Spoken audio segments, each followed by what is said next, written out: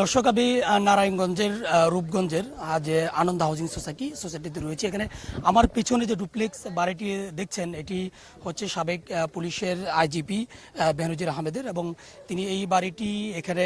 এখানে তৈরি করেছেন। এবং আমরা এখানে আসার পরে এখানকার যারা স্থানীয় রয়েছেন তাদের সাথে কথা বলেছি। আমার বিভিন্ন সূত্রে আমরা যেমনটি জানতে পেরেছি, বাড়িটি তৈরি করতে প্রায় তার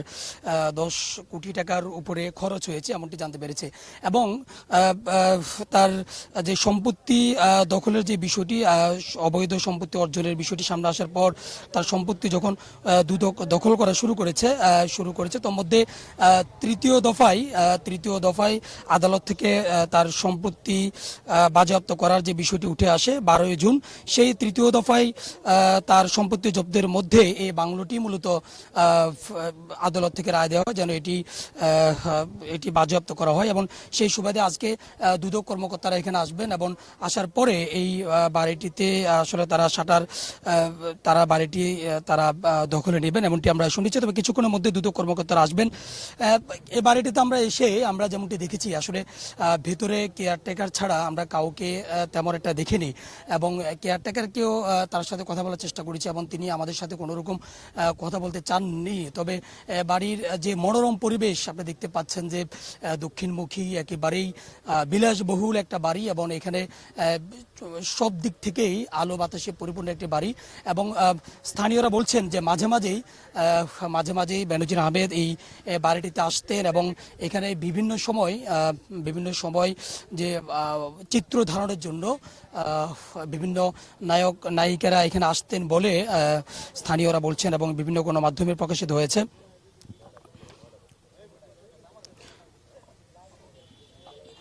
এবং এরপরই যেমনটি বলা হচ্ছে বা যেমনটি জানা যায়, যে গেল 31 মার্চ যখন বেনজিরের ঘরে আলাদিনের চেরাগ, এবং 3 এপ্রিল বনের জমিতে বেনজিরের রিসোর্ট শিরোনামে পত্রিকাতে, একটি জাতীয় পত্রিকাতে যখন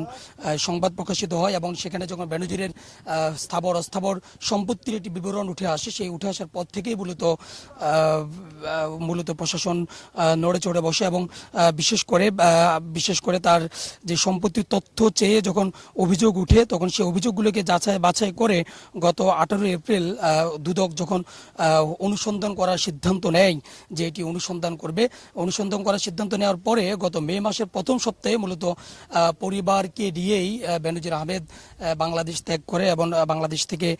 তিনি বাইরে চলে যান। এবং ঠিক বিভিন্ন গণমাধ্যম এবং দুদকের বিভিন্ন তথ্য থেকে যেমনটি বলা যায়, যে জ্ঞাত আয় বহির্ভূত সম্পদ অর্জনের অনুসন্ধানের অংশ হিসেবেই বেনজির আহমেদ তার স্ত্রী জিশান মির্জা এবং 3 মেয়ের নামে 205টি দলিলে 702 বিঘা জমি এবং 33টি ব্যাংক হিসাব ও 25টি কোম্পানিতে বিনিয়োগ রয়েছে বলে প্রাথমিকভাবে সন্ধান পায় এবং দুদক। এবং এরপরই 23 এবং 26 মে এবং 12 জুন আদালতের নির্দেশে এসব সম্পদ জব্দ অবরুদ্ধ করা হয়। মূলত 2014 থেকে 2023 সাল পর্যন্ত এসব সম্পত্তি গড়ে তোলেন বেনজির আহমেদ। এসব সম্পত্তি তিনি গড়ে তোলেন। বেনজির আহমেদ,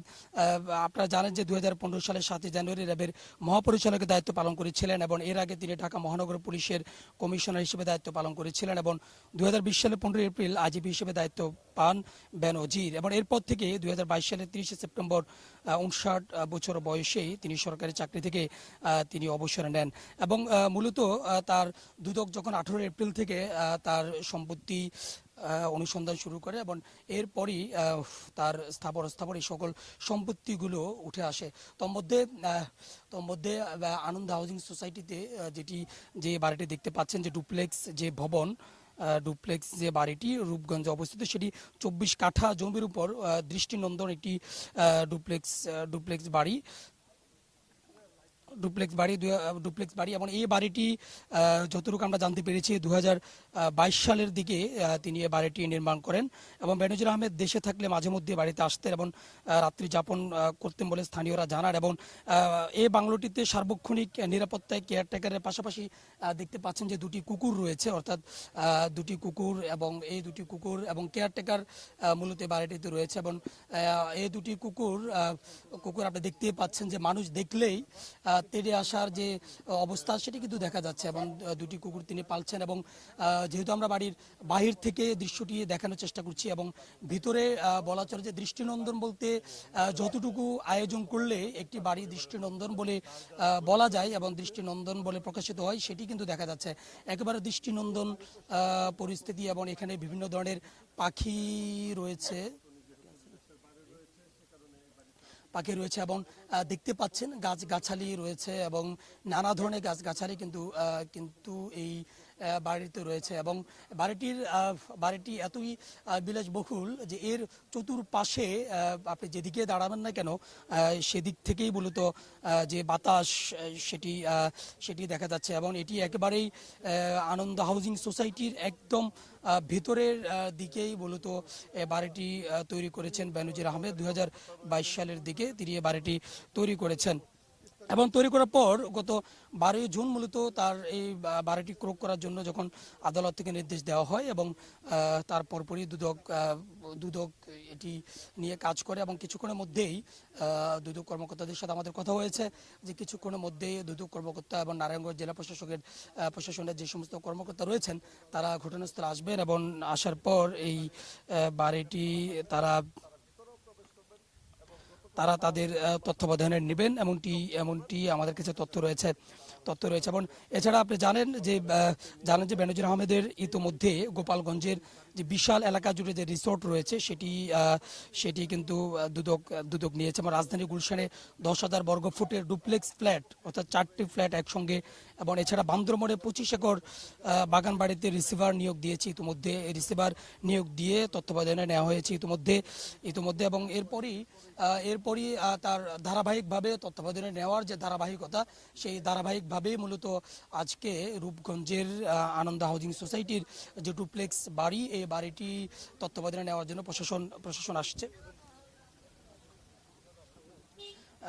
আসছে হয়তো বা কিছুক্ষণের মধ্যে তারা বাড়িটি তারা তাদের তত্ত্বাবধানে নেবেন এবং ইতিমধ্যে এখানে স্থানীয় লোকদেরও উপস্থিতি কিন্তু দেখা যাচ্ছে এবং স্থানীয় লোকদের সাথে আমরা কথা বলেছি তারা বলছেন যে বিভিন্ন সময় বেনজির আহমেদ এখানে নাচ গানেরও আয়োজন হতো অর্থাৎ বিভিন্ন শিল্পীরা এসে এখানে নৃত্য পরিবেশন করতেন গান করতেন এবং তার গানের আওয়াজ এখানে উচ্চস্বর আওয়াজ যে গান হতো তো বিগত কয়েক মাস ধরেই এখানে আসলে নীরবে এই বাড়িটি পড়ে আছে শুধুমাত্র কেয়ারটেকার ছাড়া কেউ নেই তবে স্থানীয়রা বলছেন যে এই মাসখানিক আগেও এখানে অর্থাৎ বেনজিরের যে সম্পত্তিগুলো অবৈধ সম্পদ স্থাবর সম্পদগুলো নিয়ে যখন আলোচনা হওয়ার আগেও বেনজির এই বাড়িটিতে মাঝে মাঝে আসতেন এবং তিনি এখানে রাত্রি যাপন করতেন বলেই এখানকার যারা রয়েছেন তারা প্রাথমিক বা তারা জানিয়েছেন যে তিনি মাঝে মাঝে আসতেন তবে এখানে স্থানীয় লোকরা কখনো প্রবেশ করতে পারেনি এবং স্থানীয় লোকদেরকে কখনো প্রবেশের অনুমতি ছিল না বিশেষ করে বেনজির আহমেদ এবং তার সাথে যারা আসতেন তারা মূলত এখানে আসতেন বিশেষ করে এখানে বেনজির আহমেদ মাঝে মাঝে তার গুরুত্বপূর্ণ কোনো প্রোগ্রাম এখানে তিনি করতেন এবং বিশেষ করে তার যে অভিনেত্রী এবং অভিনেত্রীরাও এখানে আসতেন সেই বিভিন্ন ধরনের এখানে ফটোশুট করতেন চিত্র ধারণ করতেন বলে আমরা জানতে পেরেছি তবে বেনজির আহমেদ এখানে স্থায়ীভাবে বসবাস করতেন না তিনি মাঝে মাঝে আসতেন এবং এই বাড়িটিও কিন্তু গেল 12 জুন এটি প্রশাসনের তত্ত্বাবধানে নেওয়ার জন্য বলা হয় এবং সেই সুবাদে আজকে কিছুক্ষণের মধ্যে এখানে দুদকের কর্মকর্তারা আসবেন পাশাপাশি নারায়ণগঞ্জের জেলা প্রশাসনে যারা আছেন তারা থাকবেন এবং তারা সাইনবোর্ড টাঙ্গিয়ে এটি দখলে নেবেন তবে এখন পর্যন্ত বলা চলে যে এখানে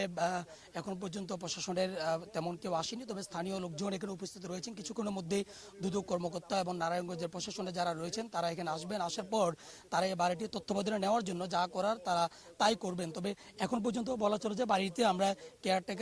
একজন কেয়ারটেকার দেখেছি তবে ওনার সাথে কথা বলার সুযোগ আমাদের হয়নি এবং যে দুটি কুকুর বেনজিরের যে দুটো কুকুর নিয়ে আলোচনা হচ্ছে এই ডুপ্লেক্স বাড়িটিতে সেই দুটো কুকুর রয়েছে এছাড়া দৃষ্টিনন্দন বলতে যা কিছু রয়েছে যা কিছু বোঝার সবকিছু আছে তবে এখন পর্যন্ত দুদকের কর্মকর্তা এবং প্রশাসনে কেউ আসেনি আসার পর তারা এটি যখন তত্ত্বাবধানে নেবে তখন নতুন করে তথ্য দেওয়া যাবে